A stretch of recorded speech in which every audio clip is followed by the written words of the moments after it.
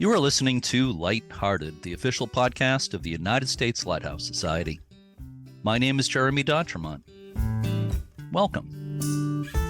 Today is March 24th, 2024. A lot of 24s in there. And this is episode 270 of Lighthearted. Today's episode is something completely different, to paraphrase Monty Python.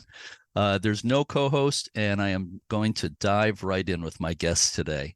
I have two guests, Emily Strait and Vince Bailey, are the hosts of the podcast, The Lighthouse Lowdown. Let me just tell you a little bit about them first. Emily is a nautical-loving lighthouse enthusiast who is excited to spread the word of wicked sea sentinel stories. And I think that's wicked in the positive sense. Yeah. I'm from the Boston area, so I'm used to wicked being used that way. She is a chemical engineer and a stained glass artist on the side. Vince is a mechanical engineer and Emily's partner in crime. So hi, Emily and Vince. Thank you so much for joining me. Hello. Thanks for having us. This is great. You know, I've been listening to your podcast lately. Let me congratulate you on your podcast. By my count, there are 3 podcasts in the world completely devoted to lighthouses. There's yours. There's mine that I do for the U.S. Lighthouse Society.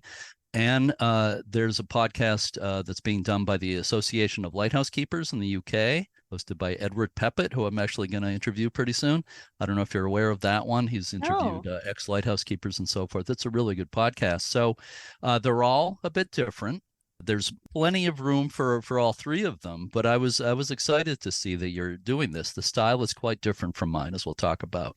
If I'm correct, you launched your podcast in April last year. You've done almost 50 episodes at this point. Is that correct? Or no? It was 2022, I think, in April that we started. So now it's been nearly 2 years since we. Oh, I'm sorry. Oh, no, you're good. I was looking back and I thought it was last year. So you do a new episode every 2 weeks, do you? Yep. Yeah. So I was actually surprised to see when I was looking up your bios where you guys are located. Tell us where you are. Oh, yeah. We're in Kansas City, Missouri, which is very close, about 45 minutes away from smack dab in the middle of the United States. So can't help but say no coast, USA. Yeah, no coast. Yeah. yeah. So people might be a bit surprised that you're a lighthouse enthusiast living in the smack dab middle of the country. By the way, I visited Kansas City once in my life, and just to date myself a little bit, it was in 1980. I was did a trip around the country by myself by Greyhound bus.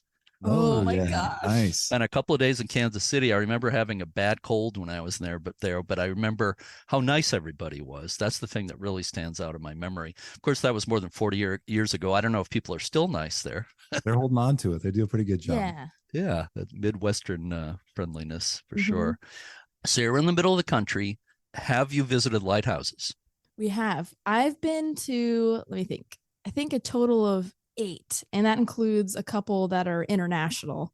Vince has been to the Outer Banks. I think we went together 2022. Yeah, 2022 we went on a trip out there. And then a couple others kind of just, I guess, as most people probably go casually before that. But yeah, I'd had a couple experiences with my family just driving by and spending a little bit of time. Yeah, most of since the podcast kicked off, the attention and what we've been able to learn from the community has really changed the interest level. So I would think, yeah, well, that can happen. You got to be careful. I always said the lighthouse bug is a good contagious disease, and it'll take over your life if you're not careful. Believe me, I know how that goes. Let me just ask a little bit more about your backgrounds. You both work for the same company, is that correct? Yes. We do. Yeah. Engineering consulting company here in Kansas City. And are you a couple? Yes. Yes. You are. Okay. That wasn't clear to me. So I just wanted to, not that it's any of my business or anything, but just curious. No, we're happy to answer. We've been dating coming up on 3 years. So we know each other pretty well. Yeah. That's great. Well, it comes off, your rapport really comes off in the podcast as well. Yeah, I kind of roped him into this. He was originally not going to be like the permanent co-host of the podcast, but the first person to do a podcast episode with me was my twin sister. And friends and family, after I posted it, were like, it's good. It's just that you guys have the same voice, so we can't tell who's talking. Like, sounds like she's talking to herself. No. Yeah, actually, I listened to some of that once. I was wondering, I was going to ask you if there's that a friend or whatever, but yeah, your voices are pretty similar. Yeah, so I was like, oh, like can maybe force Vince to fill in as co-host, but he's so good at it, and we get along really well on the podcast. So he just became permanent co-host. Well, it's worked out. Is your sister ever on the podcast anymore? No, it was a little too stressful for her, I think, whenever she did it the first time. So Uh-huh. It can be that way a little bit, but you tend to get used to it yeah, over time. definitely. Yeah, yeah. So, Emily, also in your bio, it says you do stained glass work. Yes, yeah. So my interest in nautical things and stained glass happened kind of at the same time, where it was like Facebook Marketplace or something. When I was in college, someone made a stained glass sailboat, and I just thought it was the coolest thing ever. And so then I started to decorate my apartment based around that. So lots of sailboats everywhere. When Vince and I started dating, he came into my apartment and it's just like covered in seashells and boats. Very nautical. Lighthouses? Yeah, just a little. Yeah, the lighthouses came after that, and I can't really pinpoint the time when the lighthouses came like into the picture. I'm not really sure. I don't know if you remember. Well, yeah, my origin with it was you had your idea to do the podcast based on research on going on a trip. Mm-hmm. And, what are we going to do on this trip? I think it was the Outer Banks is where you had started. Yeah. With the whole nautical theme. And it's an awesome spot, of course. So I know she researched some of the lighthouses there, and then it turned into, well, let's have a conversation about it. After her and her sister had a, quick conversation, I was asked to be a different voice. Yeah. And then I got pulled in as well. But yeah, she had her whole apartment set up. Yeah, it was nautical. Some point between us meeting and going to Outer Banks where I was thinking, as I was researching for the Outer Banks trip, I was like, wouldn't it be nice? Because I hadn't heard of Lighthearted yet. And I was like, wouldn't it be nice if there was a podcast that I could listen to, like all the research about lighthouses, so that while I'm working, I can just have it on in the background. And that's how we started doing this podcast. Well, it's kind of part of why I started too. I thought, well, there's nobody doing a lighthouse podcast just completely devoted to lighthouses. There's certainly been podcasts that might have an episode here and there, sometimes to do with lighthouse ghost stories or whatever it might be, but not entirely devoted to lighthouses. So you've been to the Outer Banks, Emily, and I didn't get there until just a few months ago, believe it or not, for the first time. And it's one of the lighthouse meccas of the country. Yeah. What were your impressions there? Of course, Cape Hatteras is certainly one of the most famous lighthouses anywhere. Yeah. Was it open when you were there? Because I was there when it was closed because of work going on. It was open. It was so unfortunately 2 weeks before our trip, I had broken my foot. And so the trip was highly altered for what our original plans were. So we didn't get to climb it, but it was open. I remember they were doing renovations before that, I think, if I remember correctly. And then it was by the time that we came around. So we didn't get to climb it. It was kind of a bummer, but we still had a great time seeing all the lighthouses. And especially over there, one thing we talk about all the time is how nice people are over at the Outer Banks. Yes. It was just a great experience all around. Well, coming from Kansas City, if you thought people are nice in North Carolina, that's saying something. You're famous for niceness. So let me ask you, do either or both of you have any experience with podcasting or radio or anything like that before you did this? No, this is we just picked it up. And yeah, we barely talk at all. We're engineers. So, whoa, I laughed so much my headset fell off here. Yeah, that's funny. You both have really good voices. Oh, thanks. I can't be the first one to tell you that. You have radio voices, which is a compliment. You really. Yeah, that's great. Yeah, it's all the tech. Yeah. Our friends and family tell us that, but they're supposed to say nice things. Well, so, and speaking of that, your podcast sounds very, very professional, and you're speaking to me with very professional looking microphones. Do you have any tips for aspiring podcasters as far as that goes? Did you find some online resources or just kind of piece things together to do that? We kind of pieced it together, but the microphones and like the microphone arms that we used just came in like a all-in-one package off of Amazon. So that was pretty nice. It was like $50 for each set. So as someone starting out and, you don't really know what's good or how like low level should you start when you're just starting a podcast. But these have hung on with us the entire time, and they work really well. Yeah. So. I got really interested. I read a short paper on acoustics and acoustic design. We have, so we rent a house. We don't live here. And behind me is a moving blanket. And this area we record in is called the Rip Rap Studio. And it's, we had to find a way to come up with the sound treatment with very little money and no permanent fixtures to the room, or the walls, or the ceiling. So I had a lot of fun with that. But our biggest jump, I think we had a nice, I don't even know what this is called, processor.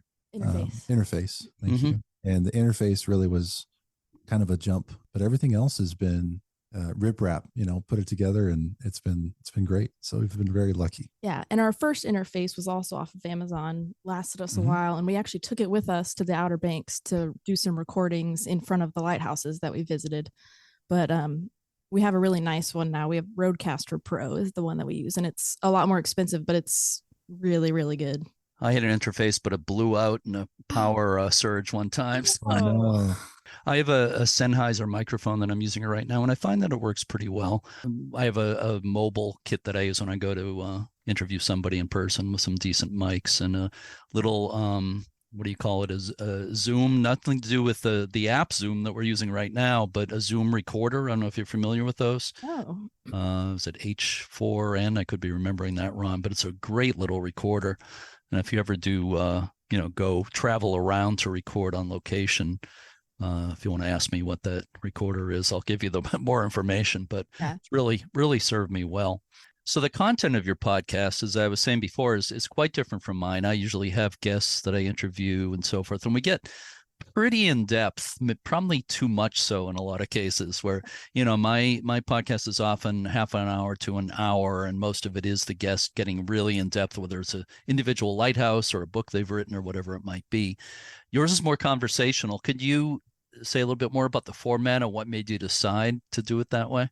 Yeah, so it definitely goes back to when we were trying to look up the Outer Banks lighthouses and just learn a little bit about them before we went and visited. So I kind of based around the layout of each podcast episode around that, just kind of like what's the history, like any big stories in its past, what does it look like, what are current events, like if you go and visit, what will you see, is it a museum, all of those kind of questions where I would ask before I went to go and see it. That's kind of what we base it around. So each episode is just covering one lighthouse, and sometimes we do fun episodes like Christmas episodes or like spooky lighthouse episodes, but mainly we base it around just having one specific lighthouse per episode that like listeners sometimes send in one that they grew up around and they want to hear more about it, or that they saw on a vacation, like, oh, I saw this one, I kind of want to hear about it. So that's kind of what we base it on. Yeah, as we've come to learn a little bit more about lighthouses, technology, history, stories, I think that our audience has been able to come along for that journey. And so it's an entry level experience. If someone randomly stumbled upon one of our episodes, I think they would be able to enjoy it. And if somebody is subscribing and they want to listen to every episode, I think they'd be able to follow kind of patch for patch as well. So we like that. It's very easy to get into, I think. Yeah, I agree with you. It does draw you into it because it comes through that you guys are, you want to learn as you're doing it, and that you are kind of sharing that process with the listeners, which as you said, that's really, really nice. And I just admire the way your podcast is so conversational, because again, mine is so different. From the start, I've kind of been trying to go more in that direction. I think I've learned to do interviews better. So when I listen to the early ones now, I feel like I was very stiff, and now it's more conversational. I'm talking with people. So, but you're starting kind of from that end of things. I think you have done interviews, right? Yes, we've done a couple. Yeah, right. Are you thinking of doing more of that, or maybe occasionally?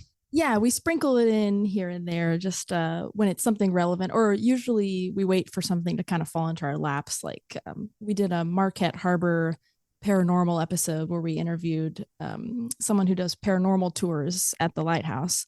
And that one was really cool. And it just kind of happened because they were picking up paranormal tours because Halloween was coming up. And I was like, oh, we should do that, kind of. So just things that kind of happen instead of us seeking them out. So just every once in a while we'll have one in there, but Yeah, for me, I think the dream with interviews would be to travel, of course, Yeah. and meet people where they're at, whether it's a project they're working on or a story they have in their local culture. It seems like every lighthouse, especially the folks that we talk to in other places, has its own local focus and culture and history. So ideally we'd be sitting across the table, we'd bring our microphones along and can get that worked out. But for now, I think that's probably our biggest challenge, being where we are and being who we are as a couple of young folks trying to figure out how to travel to these places. And we have some great connections in different places in the Lighthouse community, but it's a long list and we don't vacation too often. So it's going to be a fun journey. Absolutely. Yeah. And if you come to New England, let me know and I know people. So I'd love to. It'd be great. I'd be more than happy to help. You're absolutely right. You know, my favorite thing is when I get to travel and interview people in person. And usually I do the interviews remotely with Zoom or other ways, but I love it when I get to travel and sit across the table, as you said, from people. In a couple, actually, I'm going to Washington State this coming week, and I'm doing a couple interviews there. I'm going for other reasons as well, but in May, I'm going to take 2 weeks driving down the coast of New Jersey, down Delaware into Maryland, and I've got at least a dozen interviews lined up. Wow, awesome! So almost every day. Washington State.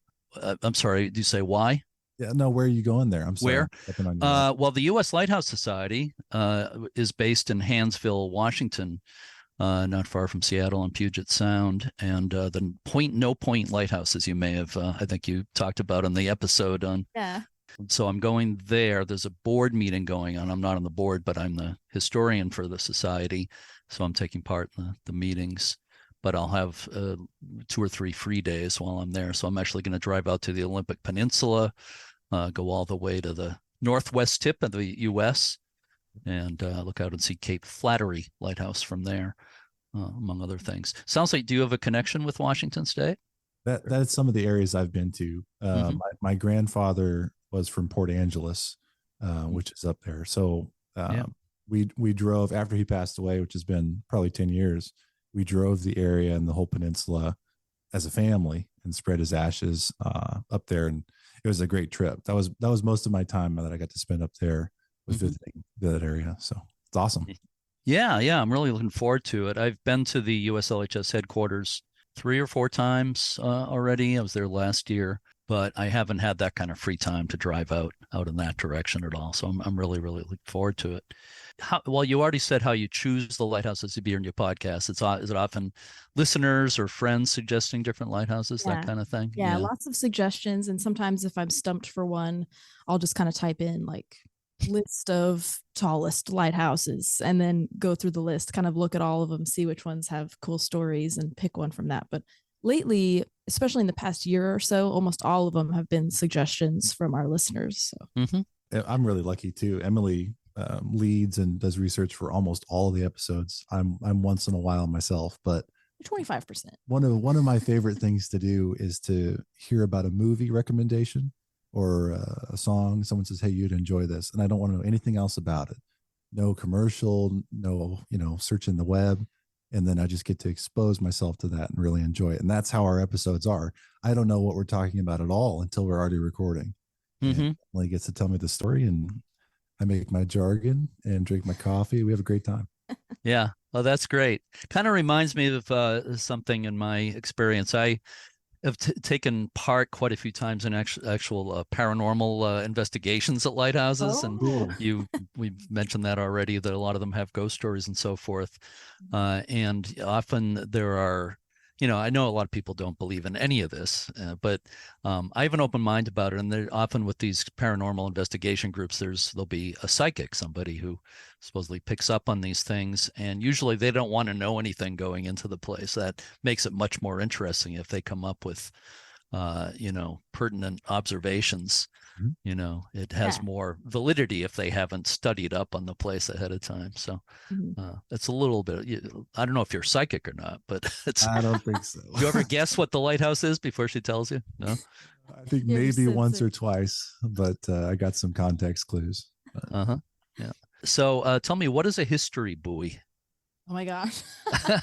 You talk about that, but I'm not quite sure I understand what it is. Yeah, it's just a random, like, it doesn't even have any basis in anything. I can't even remember which episode it was that I started doing that. It might have been the third one, which is the first time we actually covered a single lighthouse in depth. But it's just anything that we feel like covering. Like sometimes episodes will have, well, a mention of some like structural thing, or, you know, I don't know, like one time I covered how sea glass occurs, like just little things like that, where if we may mention it in an episode, like one we really need to cover is clockwork mechanisms. Like, how do those work? How did they lightning rods? Yeah, we see lightning them rods on every lighthouse, and we cover ships, or we covered riprap, and just all kinds of little random things that may pop up, and we're like, oh, that'd be cute. Sometimes they're really short, sometimes they're super long. And but yeah, like types of Fresnel lenses, we did that, and light characteristics. So just things that pop up, we like to cover them and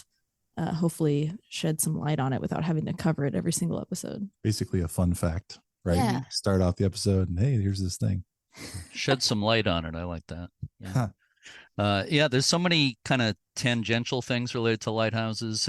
Fresnel lenses are really central to it all, of course, and very interesting and beautiful. But as you mentioned, clockworks and things like that. And I just did an interview on Chelsea clocks. The Chelsea Clock Company near Boston produced the clocks used by the Lighthouse Service for many years. So that was interesting. It's, sort of almost trivia in a way, but it actually was pretty important to lighthouse keepers for many years. So there's so many aspects to it. That's what's so great about lighthouses. It's like, I think of it as like a window into history and into all, technology and navigation and all that stuff. So it's all good. So I listened to your episode about the U.S. Lighthouse Society. Actually, you said USLHS, and you kind of started with the Lighthouse Service and the Lighthouse Establishment and all that. But then you got into the U.S. Lighthouse Society, which has no direct relationship to those governmental agencies, but has the same initials, USLHS. Yeah, I've been part of for quite a while. You did a really nice job with that show. Since you're talking to the historian for the U.S. Lighthouse Society, do you have any questions about the society I might be able to answer? Well, I would like to say thank you. I mean, the work that you do probably throughout your career has inspired us, and it's been able to allow us to have access to the information and stories and a lot of the content that we have here on the podcast for our listeners. So I don't have a direct question, but that's the first thing that comes to my mind is thank you very much. Oh, you're very welcome. And that's what it's all about. It's about sharing.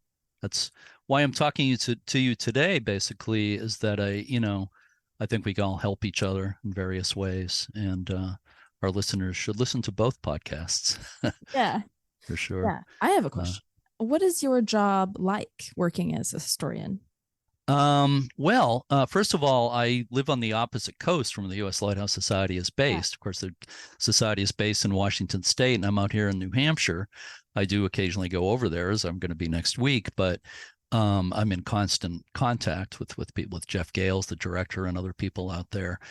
When I was hired, I always say, I'm around the age or slightly past when a lot of people retire from their jobs.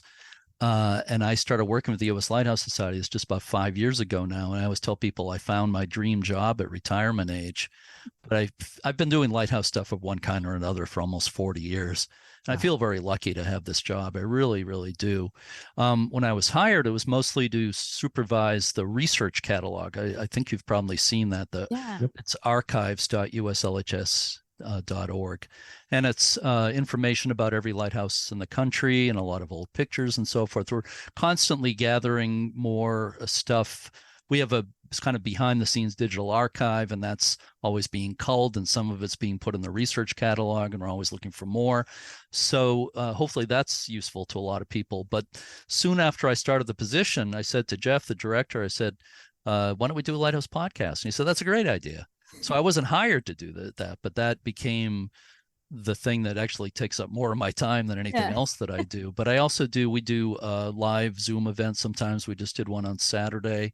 So we do those pretty often. I also help to lead some of the tours. U.S. Lighthouse Society does tours all over the world. I've gotten to go to England and Scotland and Ireland. I went to Ireland almost 2 years ago for almost a month, which was fantastic. Leading a Maine tour in the fall. So those are some of the things I do. So it's hard to say what it's like because I do so many varied things. I get a lot of questions forwarded to me that have to do with lighthouse history. If somebody writes to the general, email address, those tend to get forwarded to me. Sometimes I know the answers, often I don't, especially if they're more technical. I'm not a expert on the technical history of lighthouses, but we have people who are.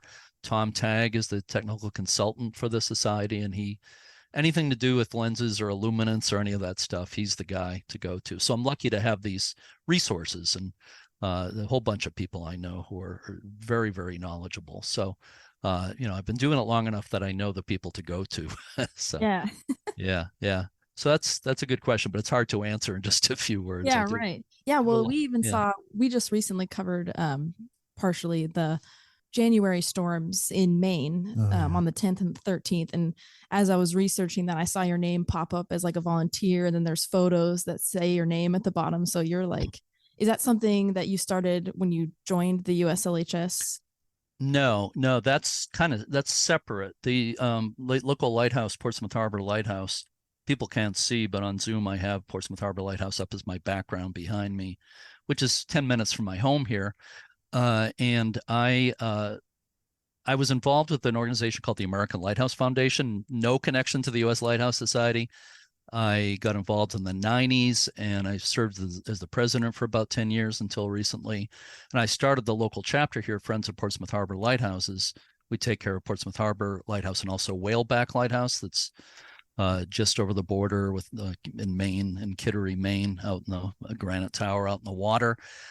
So I still volunteer for the local chapter. I don't have a title anymore, but I still volunteer. So that's why I was interviewed in some of those articles. I started the group 23 years ago, Wow. the chapter. So yeah, it's been pretty rough lately. And we just had another storm, including very high tides yesterday and this morning, that did more damage to the base of Portsmouth Harbor Lighthouse. So it's a big problem, very much on my mind as we speak. Mm-hmm. But hopefully soon on the podcast, we'll be able to report that repairs have been done. It's in the works, and we know we can't wait too long. Yeah. So that was neat that you saw those articles out there. So Emily, also in the episode about the U.S. Lighthouse Society, you mentioned the passport program the society runs that's super popular. You said the program is genius. I'm wondering why you said that. So we talk about this a lot too. I'm like the collector type where I'm like, oh, I have to have, every time we go and visit somewhere, I have to have a patch or I have to have a pin or something to commemorate that I've been there. And so for me, this stamp passport program is genius because it just makes me want to go. For example, we have a trip coming up to Cape Cod in August, I believe. And I've based everything we are doing on that trip around collecting stamps. I just can't help it. I just think it's so much fun and it's so special. And you just get to have this little book of all the lighthouse related things you've been to. And, the life-saving stations. You can go to Coast Guard Museum, and like we're going to go see Forster or Fresnel lens in a museum, and that counts as a stamp. So it's just so much fun because we get to base our trip around collecting these things, which is totally my thing. It's not really Vince's thing. He has a passport book now, so he's going to join me in our stamp collecting, but you still enjoy it. Oh, I'm certainly not against it. I had to bring it up though. We're big spreadsheet people, a couple of engineers. And so we're looking at our trip, and I was like, are we going to be able to make it to, this time at this place? And I'm packing it in just as many stamps as possible. It'll be a great adventure. Yeah. You'll love it. You'll love Cape Cod, but I will warn you, you probably know this already. August is very much the busy season on Cape Cod. We know what we're signing up for. Yeah, you'll love Cape Cod. My niece, Tina, and I, who are running a tour in Maine in October, are going to be working on a Cape Cod tour for next year. So, great. You'll be doing your own trip there. But just to give people a advance scoop on that, we'll be posting information about that fairly soon. I go way back with Cape Cod. Of course, many been there a zillion times.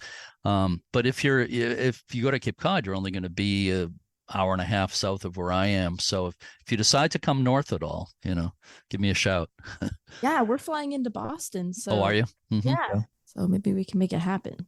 Yeah. We do have one day that's not filled with stamps. So well, I'm an hour north of Boston. Of course, I can't promise a tour of Portsmouth Harbor Light the way things are going lately, but by August, I sure hope things are more or less normal, that I could maybe give you a tour of Portsmouth Harbor Light if you come. But that'd be amazing. It's pretty hard to promise at this point. Yeah. Let me ask you something different here, still lighthouse related, but one of the things we're always talking about, this is an endless conversation. We've talked about it on the podcast. I've asked many people about this. We're always talking about how do we get younger people interested in lighthouses? By younger, I mean under 65. Seriously, because I'd say it's a minority of people who are really involved in lighthouse preservation or writing about lighthouses, anything like that, who are under 65. Most of us are a bit over that. So you are younger people. You definitely qualify for that. And I'm wondering if you have any ideas about getting younger people. I guess that could apply to kids or people, people in their 20s, maybe 30s, I would consider. I mean, to me, again, under 65 is young, but I guess I'm thinking of kids and mainly people in their 20s. How do we get people interested? I don't really know. Like ours was a circumstance where I was already kind of interested in like the nautical world and stuff like that. And a lot of times when people hear we're doing a lighthouse podcast, it's like, well, what's so special about lighthouses? Or like, why do you like them so much? And it's really just about the history being so interesting, and that they go back so far and have so many cool aspects that you just don't hear about unless you live near a lighthouse, or maybe if you're traveling or something, but we're in the middle of nowhere. So it's kind of hard to spread the word about it, or most people don't know much about it, just think it's not significant. But I think I'm researching right now. My next episode I'm covering is on lighthouse tourism. And so, you want to book a trip, you want to see a lighthouse. Where do you start? Where's a good place to find information? How do you build an agenda around that? What do you expect when you go to see a lighthouse in the United States? Abroad is a whole nother category. But I think that for us, when we're, we didn't grow up, I grew up around here in Kansas. There's no mountains, there's no coast, no lighthouses. So when I'm traveling, I never eat seafood in Kansas. I love it when I travel. And so I'm taking in all of these nautical experiences when I'm able to get to almost any coast. And I think that there's a lot of Americans that have that same experience. And I think that lighthouses are a part of that. And I think we looked at like St. Augustine Lighthouse in Florida is just a incredible website.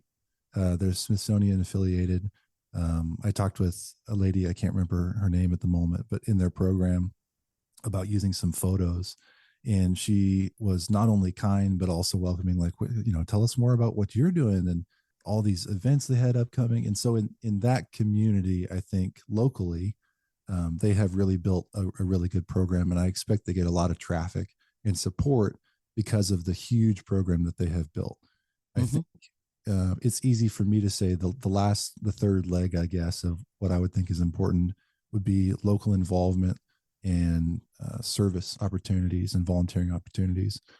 It's easy to say that I don't have the opportunity here, but it would be wonderful to volunteer if it was seen in young people's lives, and I don't think it currently is very common, as part of your personal pride in taking care of your community. A lighthouse is a wonderful example. Almost all of them we've ever heard about, read about, have been wonderful examples of something to preserve locally that's important, not only in history, but in modern culture, being involved with the community, being involved with other people, getting away from your television, doing something that's real and important. So that's some broad strokes, but I think community and tourism are kind of the first two I would start with. And then media, which is what we're doing, is kind of the third. Entertainment. That's what I was going to say, is like with St. Augustine Lighthouse, they don't do just lighthouse tours or something, to bring people to come and check out the lighthouse. It's a little harder because, like, the people ask me, like, what's so special about a lighthouse that makes you want to do a whole podcast around it? And to get people in that don't automatically think like, oh, this is the coolest thing ever, like we do, it's coordinating events that bring the lighthouse into it, but maybe isn't the main focus, so that people, will at least get their foot in the door. Kind of like St. Augustine around Christmas time has like a scavenger hunt of Christmas trees, where there's like 20 Christmas trees, and you go and you find them all. One of them's inside the lighthouse, and it's really amazing, super tall, like everything's lit up really cool, and it just kind of pulls the lighthouse in to this event where people who don't really know anything about lighthouses would still end up there. Yeah. Well, both of you are making a lot of really good points. And St. Augustine is one of the best managed lighthouses in the country, I would say, as far as involvement in the community, as you said, and just really developing it as a tourism resource. Their website, as you said, is great. So they're a really good example that I think a lot of us can learn a lot from. But I'll tell you that in the U.S. Lighthouse Society in the last few years, there's been a lot of talk of how do we use social media better to attract young people. But I think we've kind of gotten away from that because that didn't work. We'd post a lot on Instagram, and I know most young people don't use Facebook anymore. Facebook is a good way for us to get the word out to our public. You're kind of preaching to the same people all the time, but about events and things like that. But TikTok, we've barely done anything on. I know that's really popular, but we just found that we weren't reaching new people very much with the social media. So I don't think that was the key for us. But I think some of the ideas you were just talking about, Vince, are very central to the whole thing. I always feel that if you bring somebody to a lighthouse, how can they not fall in love with it, with the experience? And that, it includes kids. I mean, I've given a lot of tours for school groups at Portsmouth Harbor Light. The kids I love talking to most are probably about 3rd or 4th grade, and they're so thrilled to be there. Once they get up into junior high and high school, they don't want to they act like they're thrilled about anything. You know what I mean? Yeah. They're kind of aloof, but the younger kids are so into it. And I've got this girl, 11-year-old Guinevere Porter, who's in Kentucky, she and her mom are regular listeners to the podcast, and now she co-hosted an episode with me recently. All right. And she's fantastic, So I try to encourage that as much as possible when somebody shows the interest. Some really, really good thoughts there, but it's an ongoing conversation for sure. Let me ask you a very big general question. Maybe we should have started with this, but why do you think people love lighthouses so much? Well, something we noticed, especially when we were talking about how nice people are in the Outer Banks and everything. Part of what we loved so much is that people really base their community around the lighthouses there, because it's such a huge part of their lives. And, it just kind of, the history of it really brings people together, especially locally, like we just love that about it. Yeah, we were surprised. Obviously, we were on vacation. I don't think the Outer Banks is a huge location for people to vacation to from far away, from further than nearby. So I think that we were kind of the foreigners, and we met a lot of people who were either local or from close by cities. And I think that it was interesting to me, their attitude around the lighthouses, and that, like Emily said, the communities were really, they're not based on lighthouse culture, but it was evident everywhere. Yeah, I mean, they were proud. They're very proud. And I think the program managers, everybody who's involved, the volunteers in the communities who are just running businesses for us tourists, they're all aware of how important the lighthouses are in those communities. And I think it's probably similar in any community that has a lighthouse. Everyone we talk to, that we interview, of course, we're already talking lighthouses, so it's a good place to start. But they all share stories about how the lighthouse is not only important in history, but also today, and of course, preservation's at the foremost efforts. So, I was very surprised by that on our trip. Yeah, I'd love to see more of it.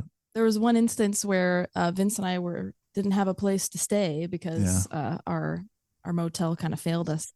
And we were like, well, we'll just go out to dinner. We went at like 9 p.m. somewhere and we're just eating. And this really nice couple was like, hey, like if you don't have a place to stay, we'll take you in. And even in their house, their stairs posts were Cape Hatteras Lighthouse. Yep. Like it's just so funny how the lighthouse has become integral to the culture of like a town like that. So yeah, it's I think that's especially true for some of the smaller towns where lighthouses historically and in the present day, tourism wise and everything else, they're very much centerpieces of the community. Maybe not so true of the bigger cities like say Boston or New York or Chicago that have lighthouses. I grew up in the Boston area. Boston Harbor has over 30 islands and has the oldest light station in America, Boston Light, and several other lighthouses as well. But I used to talk to people all the time and said, what, there are islands in the harbor? There's a lighthouse? People are surprised. But once they find out, they're interested. Yeah. But it tends to be off their radar a bit in the bigger cities. You have to kind of reach out to them. Hard for me to understand. I have a friend, she just moved here to Kansas City from San Francisco. And I said, did you ever go to East Brother Light? She was like, what are you talking about? Oh, you missed out. You got to go back. She probably went to Alcatraz and toured the prison at Alcatraz, and there's a lighthouse there, of course. Yes. Part of the complex there. But I'll bet if you asked her, did you know there's a lighthouse at Alcatraz, she might not have really noticed, because I think great community. Yeah.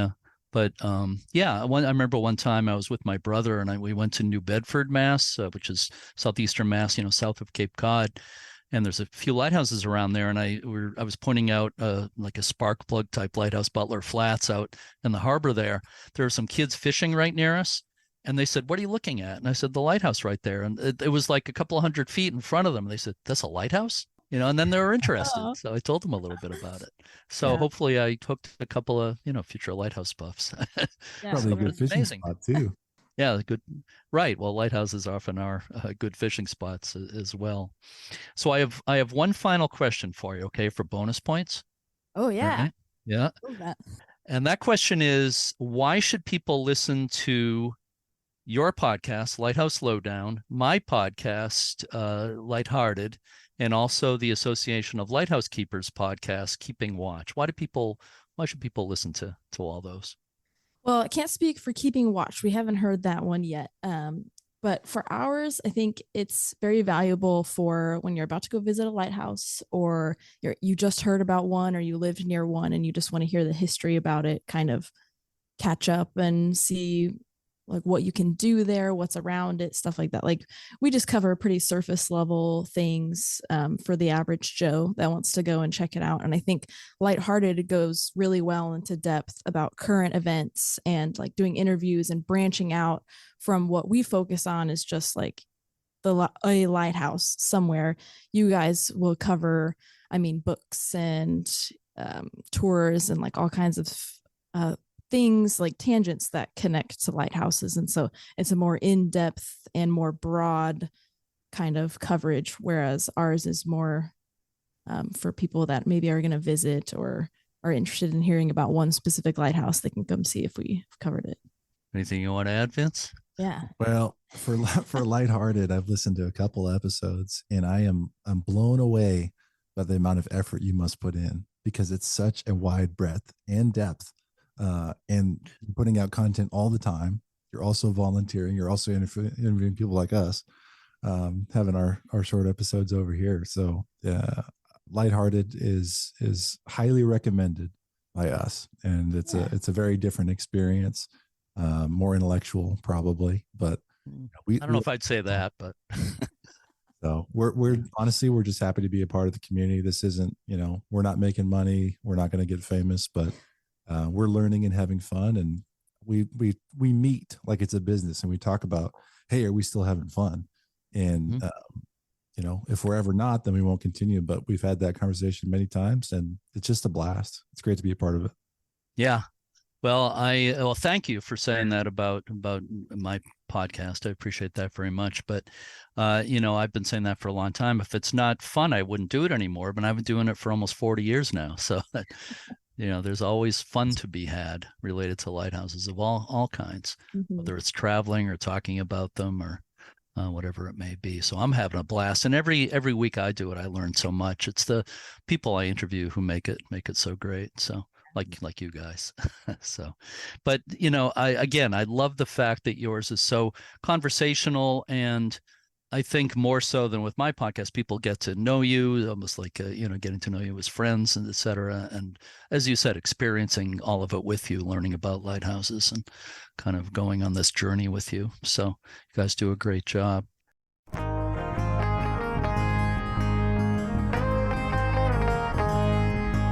Okay, Emily and Vince, I'm going to ask you to help me out with the close of the podcast, which I usually do with a co-host. So you were going to play the role of the joint co-hosts here. So Here we go. Let's give it a shot here. So to all our regular listeners and our new ones, thank you so much for listening, and keep a good light.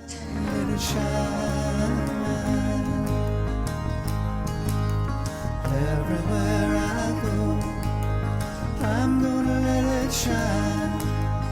Everywhere I go, I'm gonna let it shine.